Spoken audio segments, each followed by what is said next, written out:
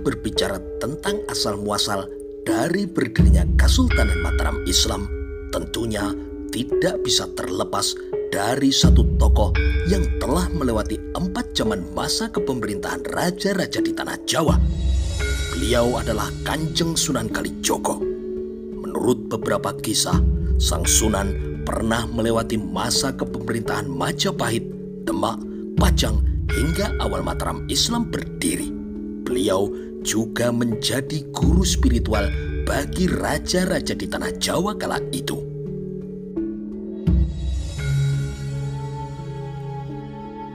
Nama asli dari Kanjeng Sunan Kalijogo adalah Raden Said, putra dari Adipati Tuban yaitu Tumenggung Wilotekto. Tumenggung Wilotekto juga seringkali disebut sebagai Raden Sahur.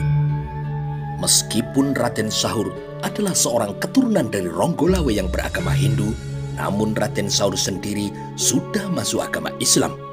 Sejak kecil, Raden Said sudah diperkenalkan kepada agama Islam oleh guru agama Kadipaten Tuban. Namun karena melihat keadaan di sekitar atau di lingkungan yang kontradiksi dengan kehidupan rakyat jelata, maka jiwa dari Raden Said berontak. Gelora jiwa dari Raden Said seakan meledak-ledak manakala ia melihat praktek oknum pejabat Kadipaten Tuban saat menarik pajak pada para penduduk atau rakyat jelata. Rakyat yang pada waktu itu sudah sangat menderita dikarenakan adanya musim kemarau yang berkepanjangan menjadi semakin sengsara. Mereka tetap harus membayar pajak yang kadangkala tidak sesuai dengan ketentuan yang ada, bahkan mungkin jauh dari kemampuan mereka. Seringkali jatah mereka untuk persediaan menghadapi musim panen berikutnya sudah disita oleh para penarik pajak. Raden Said yang mengetahui hal itu pernah mengajukan pertanyaan yang mengganjal di hatinya pada romonya. Nuwun sewu Romo, rakyat tahun ini sudah semakin sengsara karena mereka telah gagal panen, kata Raden Said. Romo, mengapa pundak mereka masih harus dibebani dengan pajak yang mencekik leher mereka? Apakah hati nurani Romo tidak merasa kasihan atas penderitaan mereka, Romo? Adipati Wilotekto menatap tajam ke arah putranya. Sesaat kemudian ia menghela nafas panjang dan kemudian mengeluarkan kata-katanya. Ger Said putraku, saat ini pemerintahan pusat Mojopahit sedang membutuhkan dana yang sangat besar untuk melangsungkan roda kepemerintahannya. Aku ini hanyalah seorang bawahan dari Sang Prabu, Ger. Apa dayaku menolak tugas yang telah dibebankan kepadaku? Bukan hanya Kadipaten Tuban saja yang diwajibkan membayar upeti lebih banyak dari tahun-tahun sebelumnya. Kadipaten yang lain juga mendapat tugas yang serupa, Ger. Namun Romo, mengapa harus rakyat yang menjadi korban? Sahut Raden Said. Namun Raden Said tidak meneruskan ucapannya. Dilihatnya saat itu wajah Romonya berubah menjadi merah padam, pertanda hatinya sedang tersinggung atau naik pitam. Baru kali ini Raden Said membuat Romonya marah, hal yang selama hidupnya tidak pernah ia lakukan. Raden Said pun tahu diri, sambil bersungut-sungut ia menunduk dan mengundurkan diri dari hadapan romonya yang tengah marah. Raden Said merasa tidak perlu melanjutkan pertanyaannya, sebab ia telah mendapat jawabannya sendiri. Majapahit sedang membutuhkan dana yang besar karena negeri itu tengah menghadapi kekacauan, baik untuk memadamkan pemberontakan maupun terjadinya perang saudara. Meskipun Raden Said adalah seorang putra bangsawan, namun ia lebih menyukai kehidupan yang bebas yang tidak terikat oleh adat istiadat kebangsawanan. Ia gemar bergaul dengan rakyat jelata atau dengan segala lapisan masyarakat, dari yang paling bawah hingga yang paling atas. Justru karena pergaulannya yang supel itulah ia banyak mengetahui seluk-beluk kehidupan rakyat Tuban sendiri.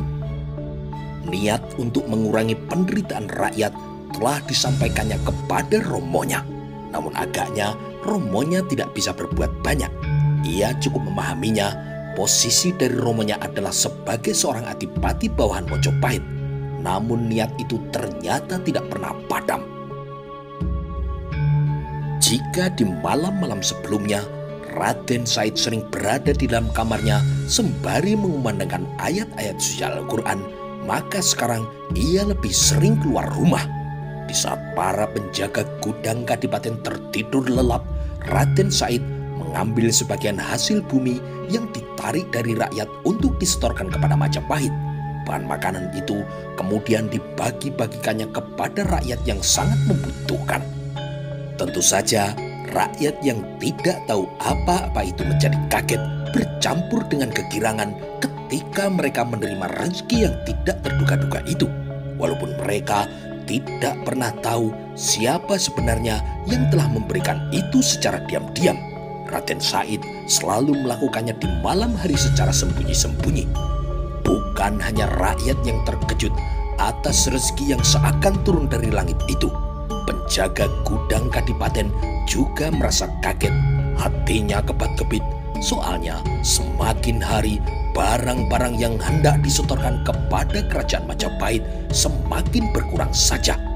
Ia kemudian ingin mengetahui siapakah pencuri barang hasil bumi dari dalam gudang itu.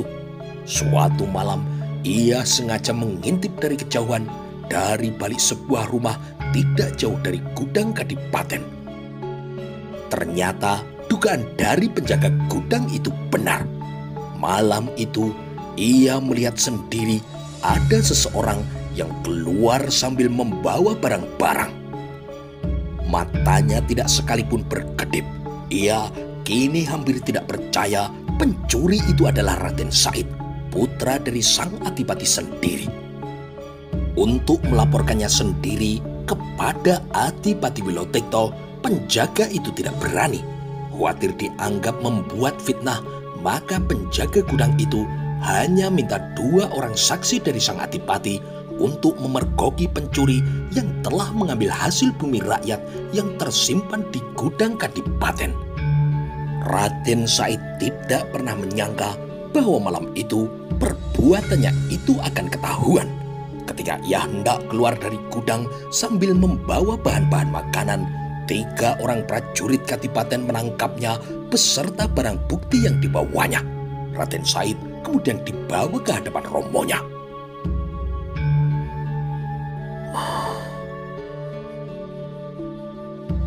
Sungguh memalukan sekali perbuatanmu itu, Le. Kurang apa aku ini?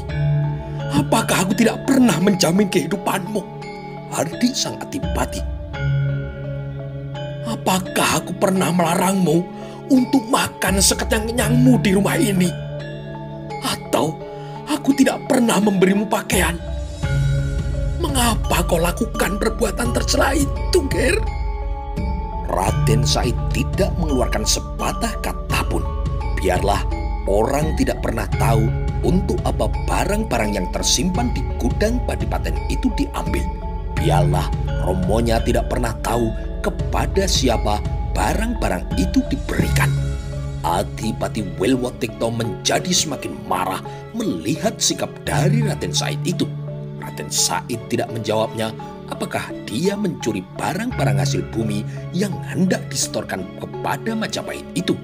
Namun untuk itu Raden Said harus mendapat hukuman karena kejahatan mencuri itu baru pertama kali dilakukannya, maka ia hanya mendapat hukuman cambuk 200 kali pada tangannya, kemudian disekap selama beberapa hari di dalam kamar. Namun jerakah Raden Said atas hukuman yang sudah diterimanya? Sesudah keluar dari hukuman itu, ia benar-benar keluar dari lingkungan istana. Ia tidak pernah pulang sehingga membuat cemas ibu dan adiknya. Namun apa yang kini akan dilakukan oleh Raden Said? Ia kemudian menggunakan topeng khusus berpakaian serba hitam dan kemudian merampok harta orang-orang kaya di Kadipaten Tuban, terutama orang kaya yang pelit dan para pejabat kadipaten yang curang. Harta hasil rampokan itu pun kemudian diberikannya kepada fakir miskin dan orang-orang yang menderita lainnya. Namun ketika perbuatannya itu mencapai titik jenuh, ada saja orang yang bermaksud mencelakakannya. Ada seorang pemimpin perampok sejati yang mengetahui aksi dari Raden Said dalam menjarah harta para pejabat kaya. Perampok itu mengenakan pakaian yang serupa dengan pakaian Raden Said.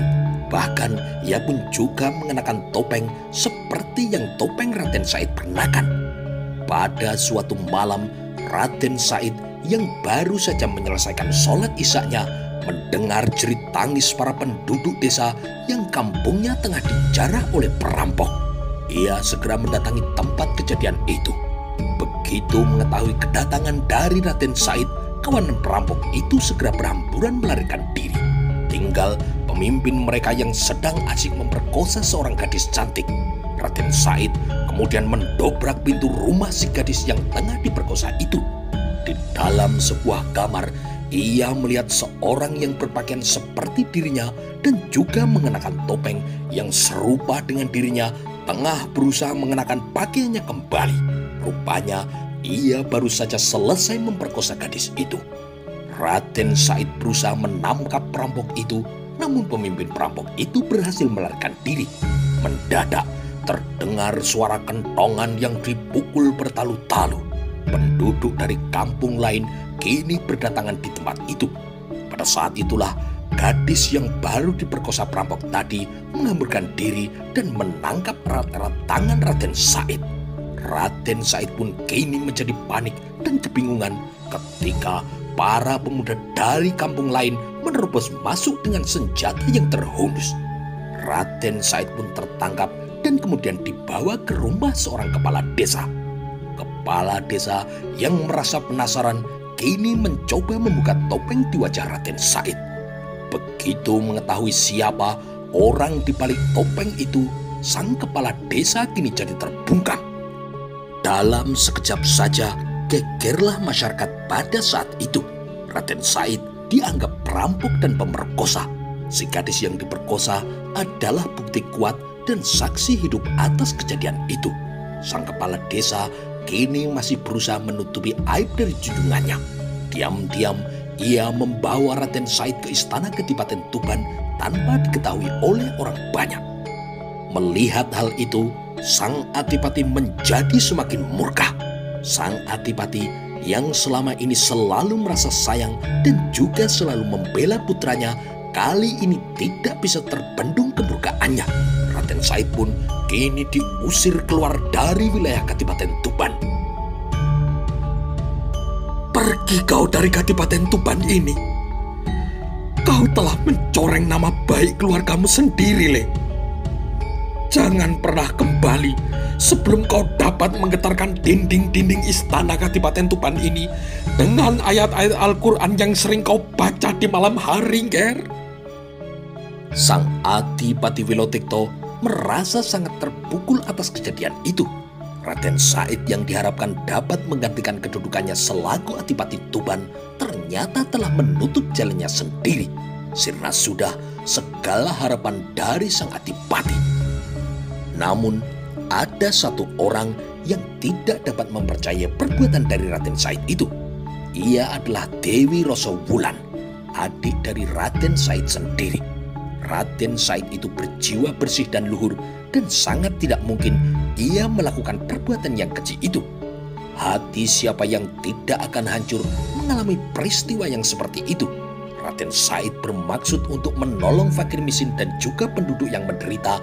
Namun akibatnya justru ia sendiri yang harus menelan derita.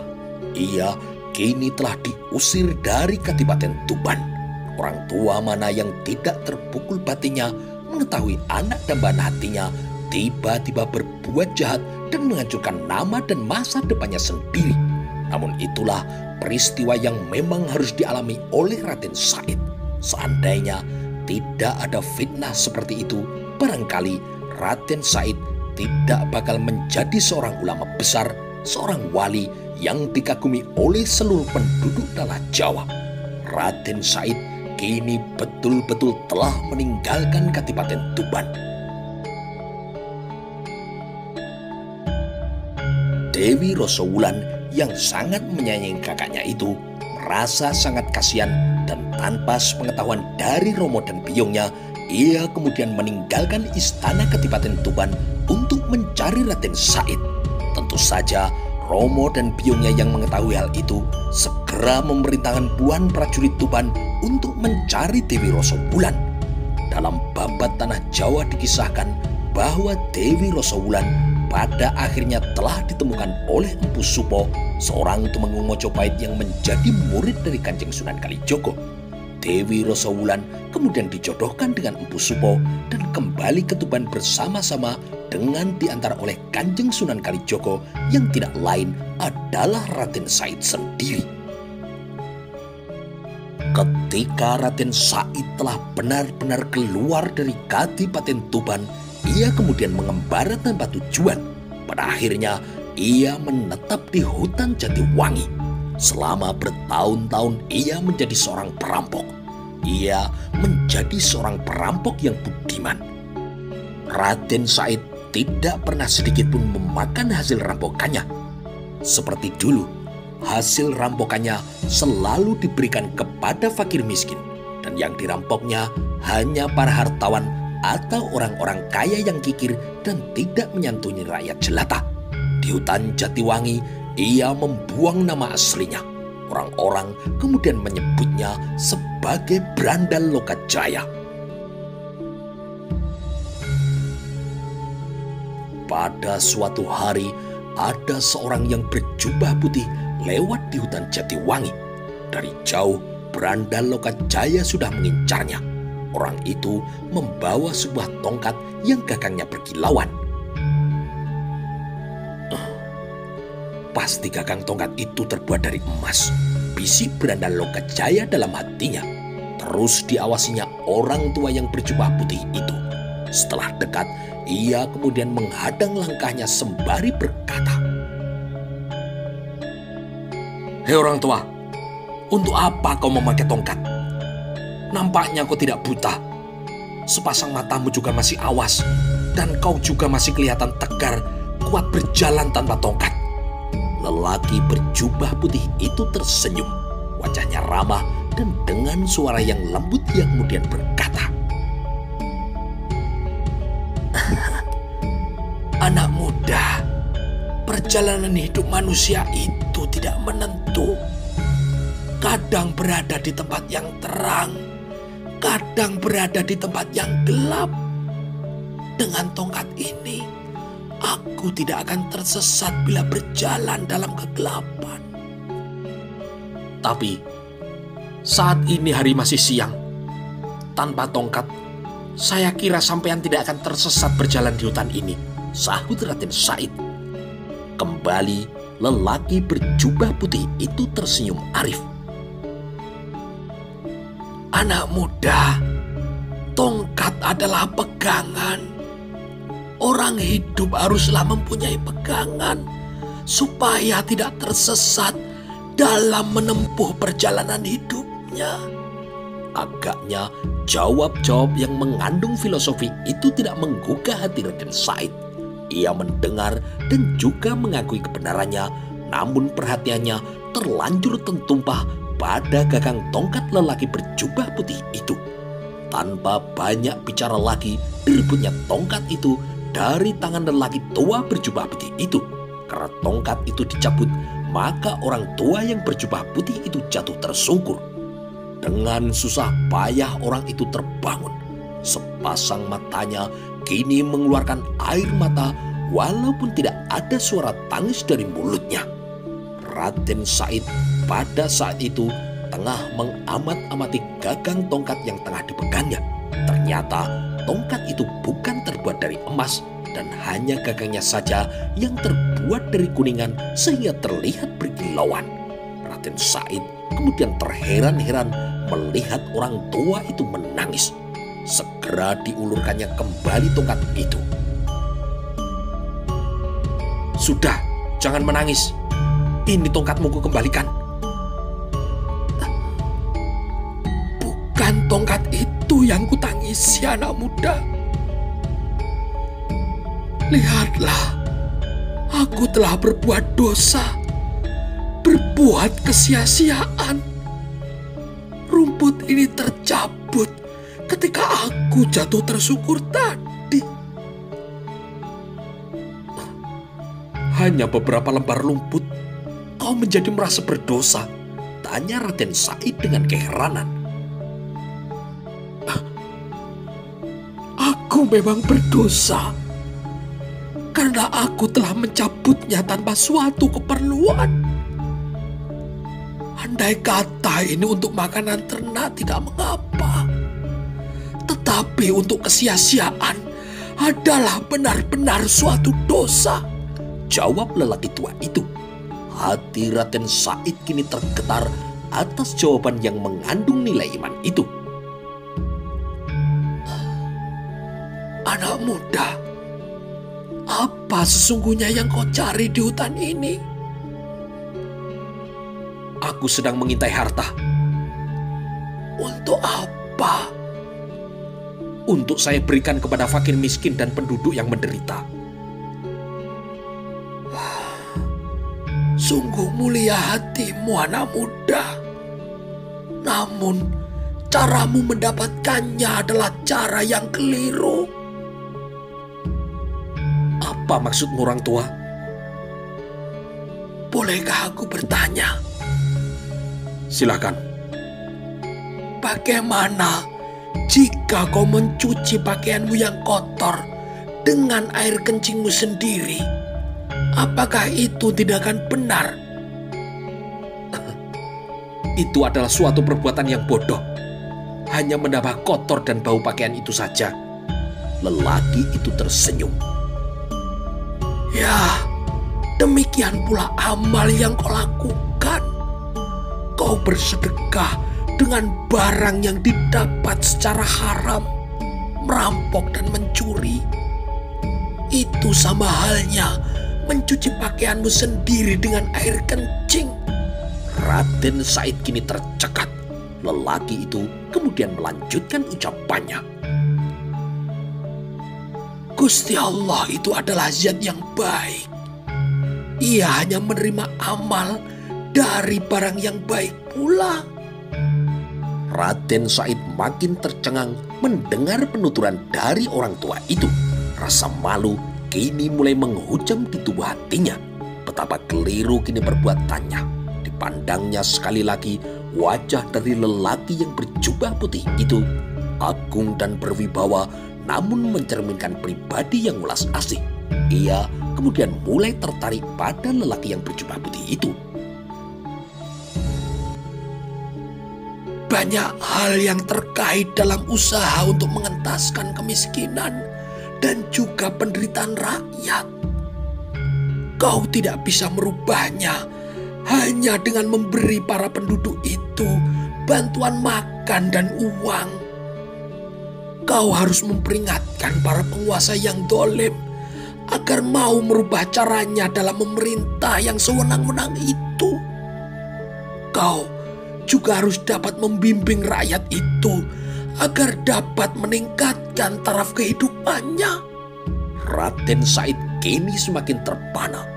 Ucapan seperti itulah yang didamba-dambakannya selama ini. Kalau kau tidak mau bekerja keras dan hanya ingin beramal dengan cara yang mudah, maka ambillah itu. Itu barang halal. Ambillah sesukamu. Setelah berkata demikian, lelaki itu menunjuk pada sebatang pohon aren.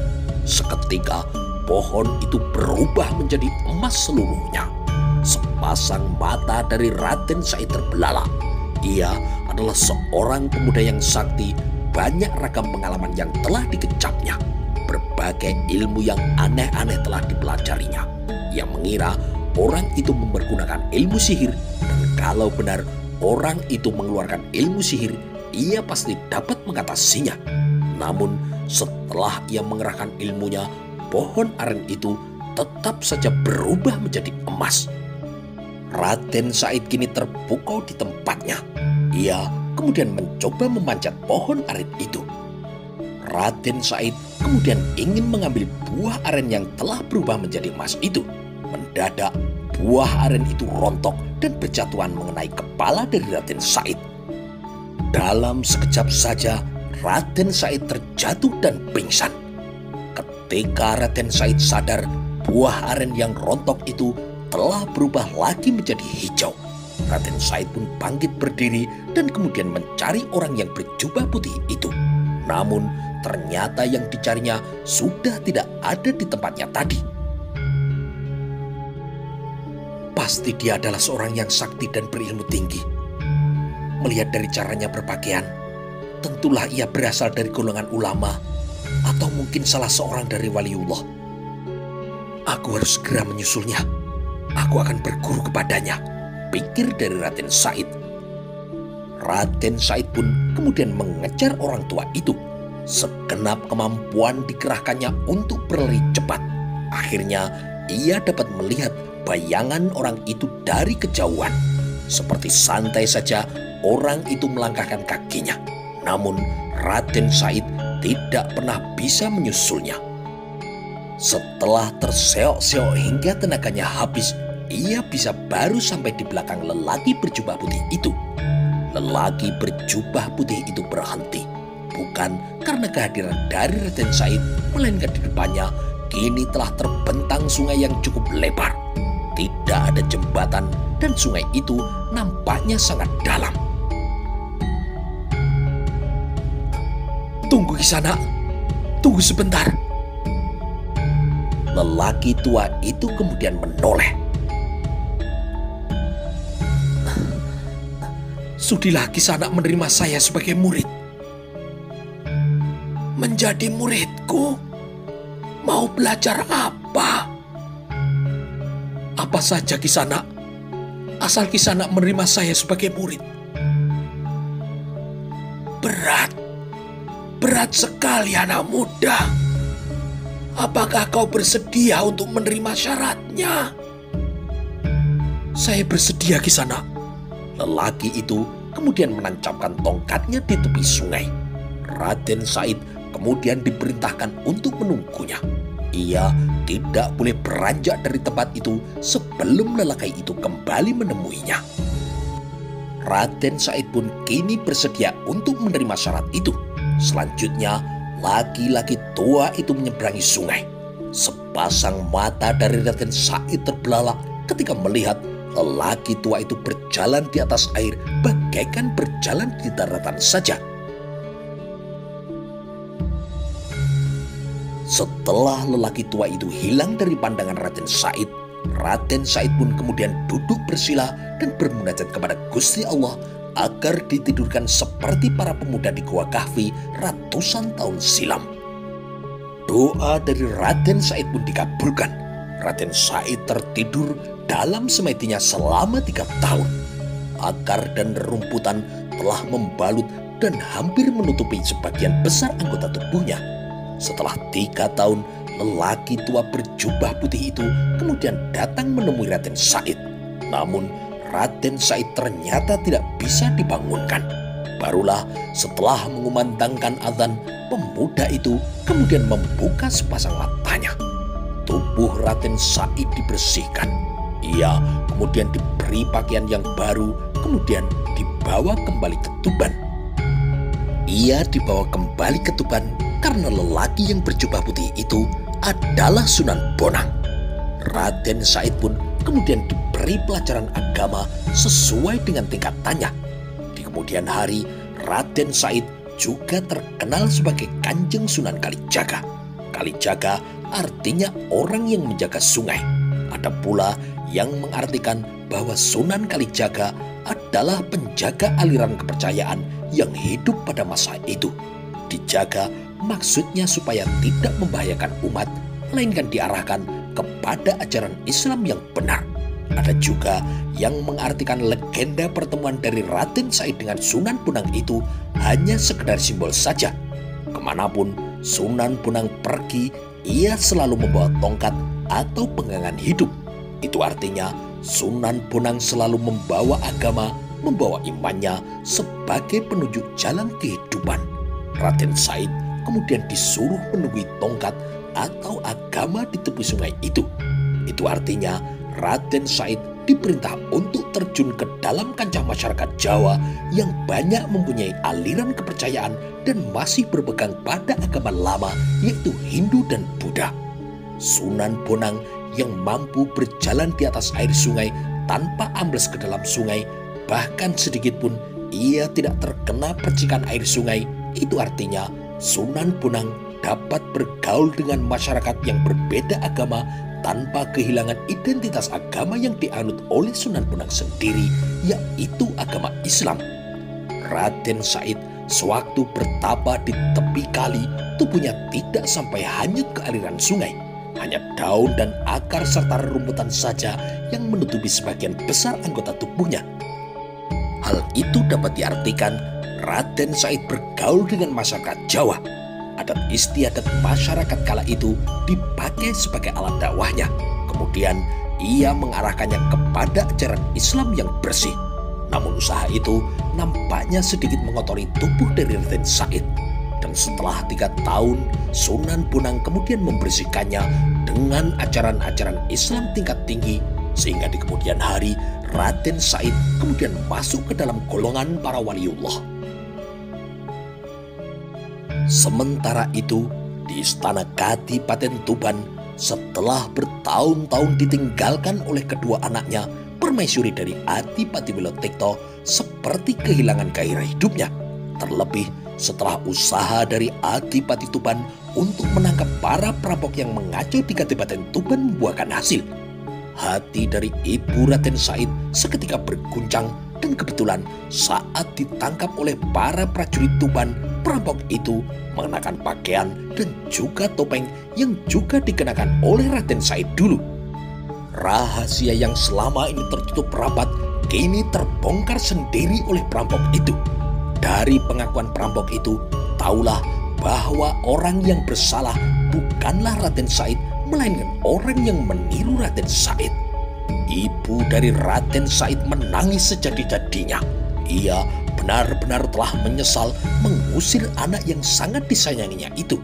Sang ibu tidak pernah tahu bahwa anak yang didambakannya bertahun-tahun kemudian sudah kembali ke Kadipaten Tuban. Hanya saja ia tidak langsung ke istana Kadipaten Tuban, melainkan berguru kepada Sunan Bonang. Untuk mengobati kerinduan dari sang ibu, tidak jarang Raden Said mengerahkan ilmunya yang tinggi untuk membaca Al-Quran dari jarak jauh hingga suaranya dikirim ke istana Tuban. Suara dari Raden Said yang merdu itu benar-benar telah menggetarkan dinding-dinding istana Kadipaten Tuban. Bahkan lantunan ayat-ayat suci itu juga telah mengguncangkan isi hati dari Adipati Tuban dan istrinya. Namun Raden Said masih belum menampakkan dirinya. Masih banyak tugas yang harus dikerjakannya. Di antaranya adalah untuk menemukan adiknya kembali. Pada akhirnya, setelah ia menemukan adiknya, ia kembali bersama adiknya menuju ke Kadipaten Tuban. Tidak terkirakan betapa bahagianya Adipati Tuban dan istrinya menerima kedatangan dari putra-putri yang sangat dicintainya itu. Raden Said kemudian diminta untuk menggantikan kedudukan dari romonya. Namun Raden Said tidak bersedia untuk menggantikan kedudukan dari romonya. Ia lebih suka untuk menjalani kehidupan yang dipilihnya sendiri. Walau dengan sedikit kecewa, Adipati Tuban agak terhibur sebab suami dari Dewi Rosawulan juga adalah bukan orang sembarangan. Empu Supo adalah seorang tumenggung dari Mojopahit yang terkenal, cucu yang lahir dari keturunan empu. Akhirnya kedudukan Adipati Tuban diberikan kepada cucunya sendiri, yaitu putra dari Dewi Rosawulan dan Empu Supo. Raden Said pun kemudian meneruskan pengembaraannya. Ia berdakwah atau menyebarkan agama Islam di Jawa Tengah hingga ke Jawa Barat. Dalam usia lanjut, beliau memilih Kadilangu sebagai tempat tinggalnya yang terakhir. Dalam melaksanakan dakwahnya, Kanjeng Sunan Kalijogo dikenal sebagai seorang mubalik, ahli seni, budayawan, ahli filsafat, dan juga sebagai dalang wayang kulit. Sebagai seorang mubalik, beliau dikenal sebagai seorang ulama besar, seorang waliullah yang memiliki karisma tersendiri di antara para wali-wali yang lain. Hal itu disebabkan karena Kanjeng Sunan Kalijogo suka berkeliling dalam berdakwah, sehingga beliau juga dikenal sebagai Syekh Malaya, yaitu mubalik yang menyiarkan agama Islam sambil mengembara. Sementara para wali yang lain mendirikan pondok pesantren atau padepokan-padepokan untuk mengajar para muridnya. Caranya berdakwah juga sangat luas. Rakyat Jawa yang pada waktu itu masih banyak menganut kepercayaan lama tidak ditentang adat istiadatnya. Beliau mendekati rakyat yang masih awam itu dengan cara yang halus. Bahkan dalam berpakaian pun beliau tidak memakai jubah, sehingga rakyat tidak merasa angker dan mau menerima kedatangannya dengan senang hati. Pakaian yang dikenakan oleh Kanjeng Sunan Kalijogo sehari-hari adalah pakaian adat Jawa. Begitu pula dengan adat istiadatnya. Dalam pandangan kaum putihan, adat istiadat itu dianggap sebagai bid'ah, tidak langsung ditentang oleh beliau. Dalam pemahaman Kanjeng Sunan Kalijogo kala itu adalah ia harus bisa menarik simpati dari rakyat dulu. Barulah sesudah itu mereka diberi pengertian tentang Islam yang sesungguhnya dan dianjurkan untuk membuang adat istiadat yang bertentangan dengan agama Islam. Kesenian rakyat, baik yang berupa gamelan, kenceng, dan juga tembang-tembang dan wayang dimanfaatkan sebesar-besarnya sebagai alat dakwahnya. Dan langkah ini ternyata membawa keberhasilan yang gilang gemilang. Hampir seluruh rakyat Jawa pada waktu itu dapat menerima ajakan dari Kanjeng Sunan Kalijogo untuk lebih mengenal agama Islam.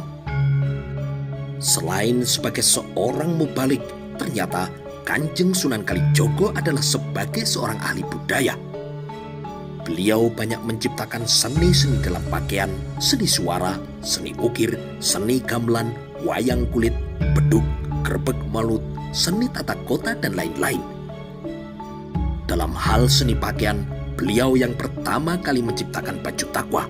Baju takwa ini pada akhirnya disempurnakan oleh Kanjeng Sultan Agung dengan daster yang nyamping dan juga keris serta rangkaian yang lain. Baju ini masih banyak dipakai oleh masyarakat Jawa kala ini, setidaknya pada upacara-upacara dalam pernikahan. Dalam bidang seni suara, Kanjeng Sunan Kalijogolah yang pertama kali menciptakan tembang tentang gulo.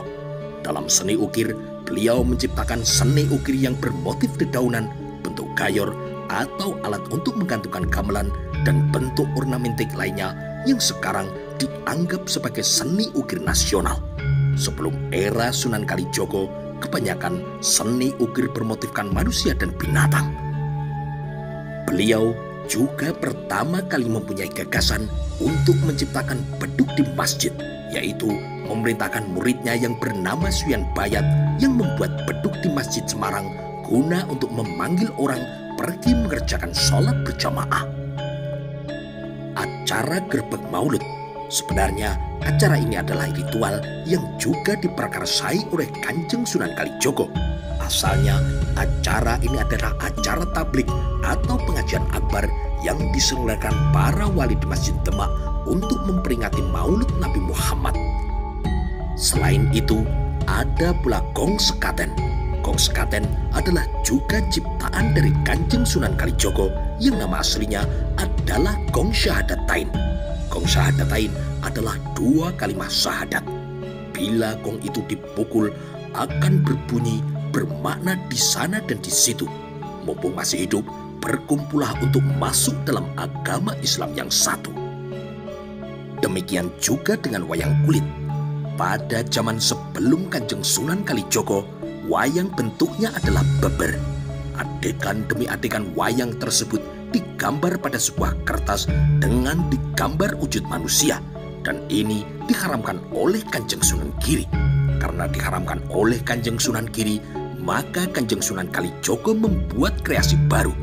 bentuk wayang dirubah sedemikian rupa dan digambar atau diukir pada sebuah kulit kambing. Satu lukisan adalah satu wayang, sedangkan di zaman sebelumnya satu lukisan adalah satu adegan. Gambar yang ditampilkan oleh Kanjeng Sunan Kalijogo tidak bisa disebut sebagai gambar manusia. Wayang itu lebih mirip dengan karikatur yang bercita rasa tinggi. Di seluruh dunia, hanya di Jawa inilah ada bentuk wayang seperti yang kita lihat sekarang. Dan itulah kreasi dari Kanjeng Sunan Kalijogo.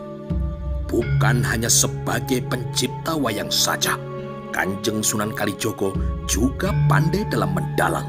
Setelah peresmian Masjid Demak dengan sholat Jum'ah, beliau kemudian mendalang bagi pagelaran wayang kulit yang diperuntukkan untuk menghibur dan juga berdakwah kepada rakyat.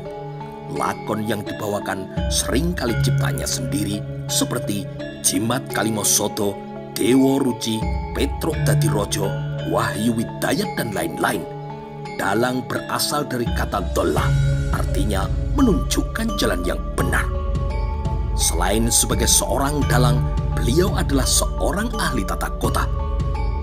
Baik di Jawa maupun Madura, seni bangunan tata kota yang dimiliki biasanya selalu sama. Sebab Jawa dan Madura mayoritas penduduknya adalah beragama Islam. Para penguasanya kebanyakan meniru cara dari Kanjeng Sunan Kalijogo dalam membangun tata kotanya. Teknik bangunan kota praja biasanya terdiri dari istana, alun-alun, satu atau dua pohon beringin dan masjid. Letaknya juga sangat teratur, bukan sembarangan. Alun-alun berasal dari kata alaun, artinya banyak macam atau warna. Diucapkan dua kali seperti alun-alun, yang maksudnya menunjukkan tempat bersama ratanya segenap rakyat dan penguasa di pusat kota raja. Waringin dari kata waroin, artinya orang yang sangat berhati-hati. Orang-orang yang berkumpul di alun-alun itu sangat berhati-hati memelihara dirinya dan menjaga segala hukum atau undang-undang, baik undang-undang negara atau undang-undang agama. Kemudian perlambang dua buah pohon beringin, yaitu Al-Quran dan hadis. Alun-alun biasanya berbentuk segi empat. Hal ini dimaksudkan agar dalam menjalankan ibadah, seseorang itu harus berpedoman lengkap, yaitu syariat, hakikat, torekot, dan makrifat. Jadi tidak dibenarkan hanya mempercayai yang hakikat saja tanpa mengamalkan syariat. Untuk itu disediakan pula masjid sebagai pusat kegiatan ibadah. Selain itu, letak istana atau kota praja biasanya berhadapan dengan alun-alun dan pohon beringin. Letak istana itu biasanya menghadap ke arah laut dan membelakangi gunung. Membelakangi gunung artinya para penguasa harus menjauhi kesombongan, sedang menghadap ke arah laut artinya penguasa itu hendaklah berhati pemurah dan pemaaf seperti luasnya laut. Sedangkan alun-alun dan pohon beringin yang berhadapan dengan istana atau kota praja artinya sang penguasa itu harus selalu mengawasi jalannya undang-undang dan rakyatnya.